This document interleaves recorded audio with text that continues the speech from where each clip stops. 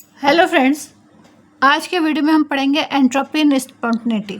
Spontaneity हमने start कर दिया था कि कैसे स्पॉन्टेनियस रिएक्शंस होती हैं, और फिर हमने ये भी पढ़ा था कि कैसे एंथैल्पी में चेंजेस होते हैं। एक्सोथर्मिक रिएक्शन है तो एंथैल्पी डिक्रीज होगी, एंडोथर्मिक रिएक्शन है तो एंथैल्पी इंक्रीज होगी।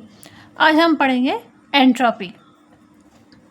When enthalpy is zero then there is a no changes in enthalpy but still the process is spontaneous।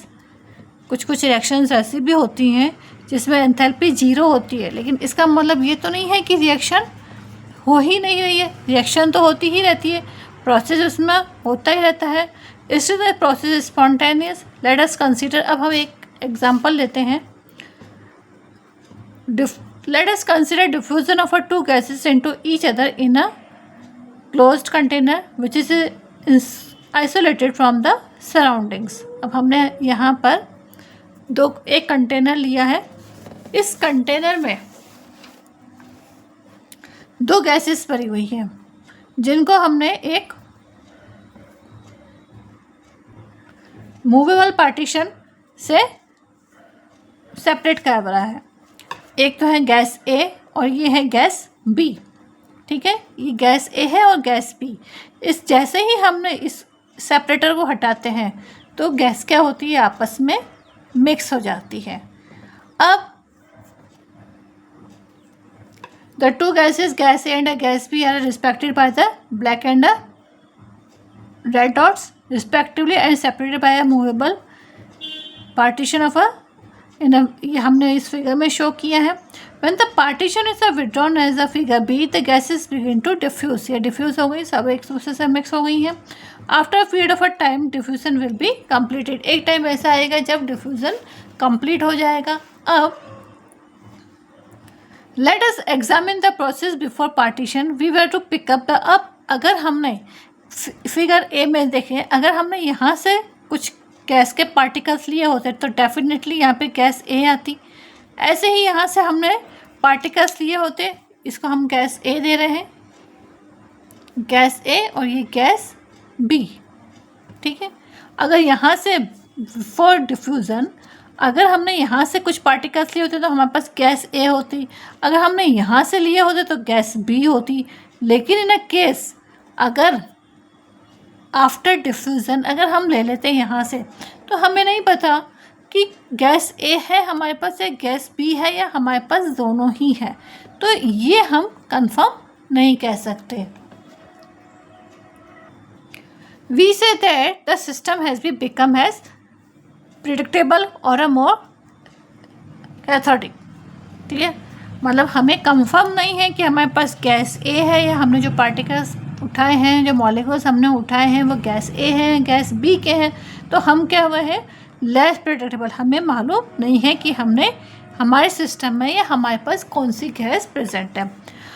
We may now formulate another postulate. ये तो हो गया एक पोस्टुलेट। अब है second. Then isolated system and energy becomes more disorder और chaotic then we use another thermodynamic function entropy.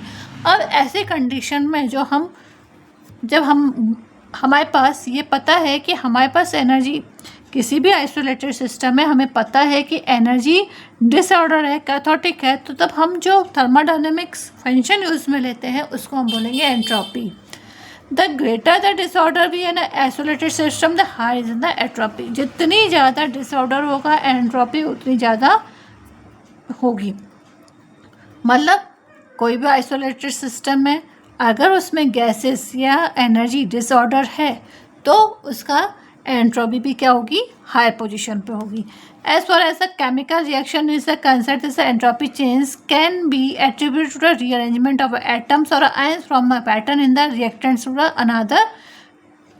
Another means products में कोई भी केमिकल एनर्जी हो रही है, केमिकल रिएक्शन होती है तो उसमें क्या होता है एंथैल्पी चेंजेस होते हैं। एंथैल्पी में चेंजेस जो आते हैं तो उसमें जो उस एंथैल्पी को हम एज अ एंट्रोपी अगर हम कंसर्ट करते हैं तो उसमें उसके पीछे रीज़न क्या होता है, क्योंकि जो एटम्स और आयंस है वो रिएक्टेंट से प्रोडक्ट मतलब एक स्टेट से दूसरे स्टेट में चेंजेस होते हैं तो उसमें क्या होता है एक तरह से डिसऑर्डरनेस आती है और डिसऑर्डरनेस को ही हम कैसे शो करते हैं बाय एंट्रोपी शो करते हैं। If the structure of one product is a very much disorder then the death of the reactants there will be a resultant increase in entropy.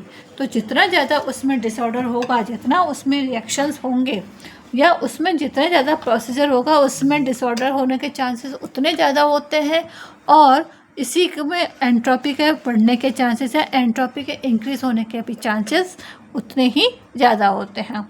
The change in entropy according a chemical reaction may be estimated quantitatively by a consideration of the structure of the species. Taking part in the reaction decrease the regularity in a structure would mean increases in entropy. The change in entropy according chemical reaction may be estimated quantitatively.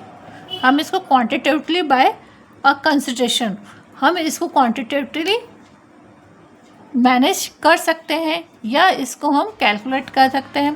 क्योंकि decrease of a regulative of a structure, क्योंकि अगर कोई chemical में regulative अगर उसकी decrease हो जाती है, अगर वो प्रॉपर डिसऑर्डर वे में केमिकल रिएक्शन हो रही है, तो ऑब्वियसली उसकी एंट्रोपी क्या होगी, इंक्रीज होगी। For example a given structure crystalline state, कोई भी एक है हमारे पास रिएक्शन जो है वो क्रिस्टलाइन स्टेट में है, तो उसकी एंट्रोपी क्या होगी, लोएस्ट होगी। And the gaseous state is the state of a highest entropy. Reason, crystalline state में क्या होते हैं, जितने भी हमारे एटम्स और आयन्स है वो क्या होते हैं, ऑर्डर फॉर्म में होते हैं। तो ऑर्डर फॉर्म में होने के कारण उसमें एंट्रोपी क्या होती है, इंक्रीज हो जाती डिक्रीज़ हो जाती है, क्योंकि वो डिसऑर्डर में ऑर्डर वे में है। ऑर्डर वे में है तो ऑब्वियसली उनमें एंट्रोपी में चेंजेस कम होंगे और कम होंगे तो ऑब्वियसली एंट्रोपी क्या होगी, कम होगी। लेकिन in case of a gaseous state, atoms और आयन्स और मॉलिक्यूल्स क्या होते हैं, डिसऑर्डर हो जाते हैं और डिसऑर्डर होने की वजह से क्या हो जाता है, उनकी एंट्रोपी हायर हो जाती है।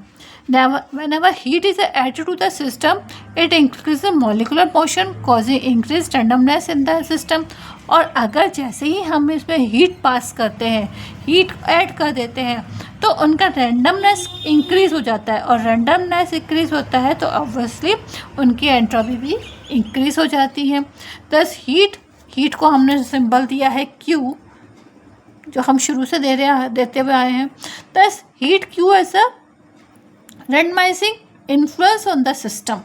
हीट का काम क्या है, जो डिसऑर्डरनेस था या रैंडमाइजिंग जो थी उसको क्या करता है, रैंडमनेस जो थी उसको इंक्रीज़ कर देता है, सिस्टम के रैंडमनेस को इंक्रीज़ कर देता है। Thus the distribution of heat also depends on the temperature at which heat is added to the system. Plus ये किस पे भी डिपेंड करेगा, टेम्परेचर पे भी डिपेंड करेगा। A system at a higher temperature has greater randomness in its than one at a lower temperature. तो जितना अगर टेम्परेचर ज़्यादा होता है किसी भी सिस्टम का, अगर टेम्परेचर ज़्यादा है तो ऑब्वियसली उसकी रैंडमनेस ज़्यादा होगी। और अगर हम इस पर और ज़्यादा हीट ऐड करते हैं या हीट सप्लाई करते हैं तो उसकी रैंडमनेस और ज़्यादा इंक्रीज़ हो जाती है। Thus temperature is the measure of the average chaotic motion of the particles in the system. तो टेम्परेचर क्या है, एक तरीके से कैथोटिक मोशन को इंक्रीज कर देता है। Heat added to a system at a lower temperature causes greater randomness than that is the same quantity of a heat is added to the higher temperature. Heat added to a system at a lower temperature causes greater randomness. Greater randomness कब होगी, जब lower temperature पर हम heat add कर रहे हैं in comparison to high temperature पे जब हम हीट कम ऐड करते हैं। Thus suggest that the entropy change is inversely proportional to the temperature. तो एंट्रोपी क्या होती है, टेम्परेचर के इनवर्सली प्रोपोर्शनल होती है। Entropy is inversely proportional to temperature. Delta S is related with the Q and T for a reversible reaction. और ये क्या होती है, रिवर्सिबल रिएक्शन है तो delta S equals to Q upon T. Q that is a reversible, जो कि हमने उसमें हीट ऐड की हुई है। So the total heat of entropy changes that is equals to entropy of a system plus entropy of a surrounding, और ये less than 0, more than 0. When a system is in an equilibrium, the entropy is maximum and the change in the entropy will be delta S equals to 0. When a system is in a equilibrium, जब equilibrium में होगा तब entropy हो जाएगी maximum और and the change will be 0, so entropy will be 0. Equilibrium कौन? System और surrounding. जब ये दोनों एक दूसरे से इक्विलिब्रियम में हैं, we can say that the entropy for a spontaneous process increases till the reaction maximum and the equilibrium is a change in the entropy is 0. तो रिएक्शन कब तक होगी? जब तक कि वो इक्विलिब्रियम प्रोसीजर में नहीं आ जाते हैं. Since the entropy is a state property, we can calculate the changes in entropy of a reversible process that equals to system Q and system reversible, or that is upon T. We find that both for reversible and irreversible expansion for an ideal gas, an isothermal condition. Anisothermal condition means जब internal energy will be 0. जब internal energy 0 होगी तब reversible और irreversible expansion किस में होंगे? Ideal gas में present होंगे. Then delta S is equals to delta S system plus delta S surrounding, that equals to not equals to 0 for a irreversible process. thus delta u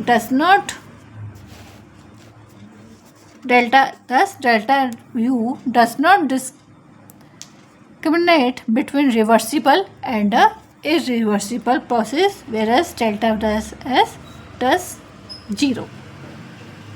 Clear?